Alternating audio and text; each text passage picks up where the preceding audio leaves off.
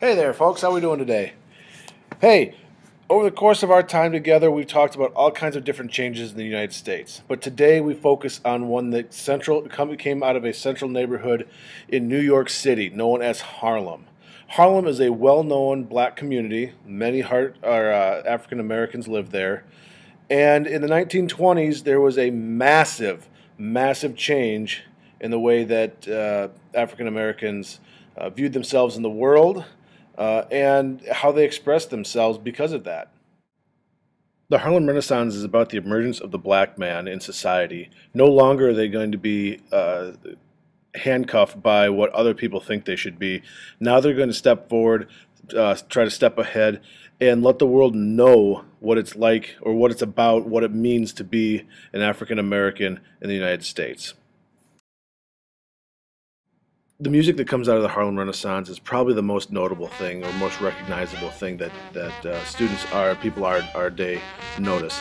The jazz era, as we've known it, is a huge offshoot of the Harlem Renaissance. You've got people like Duke Ellington and Ella Fitzgerald that were well-known singers and who continue to be well-known singers. People know who these people are simply because their songs still exist today. And then you've got people like Louis Armstrong, who you can hear playing when the Saints go marching in the background. In fact, I think he's singing now. Is probably the most recognizable and most famous trumpet player in the entire United States. Many didn't know that he was a black man. He helped to take the African American to new heights in the arts community. Simply by playing his trumpet and playing it well.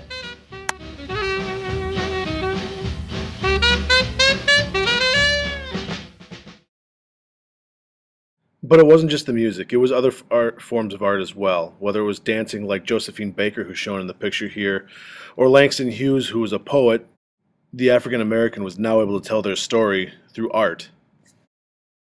What's as impressive, if not more impressive, is the fact that many of these pieces of art have survived through the years and are still very well known in today's society.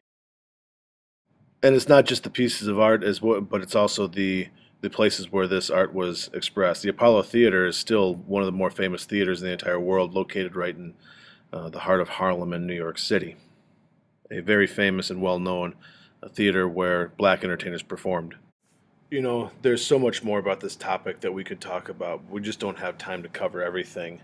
But the fact of the matter is, the African American during the Harlem Renaissance, the late 1800s into the middle of the 1930s, was able to come to the forefront of American society and was accepted by American society as a form of entertainment that was enjoyable to experience.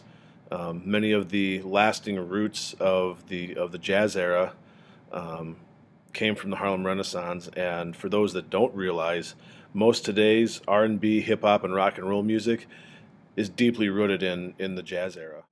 And without it, the style of music that most of us are listening to these days probably wouldn't exist.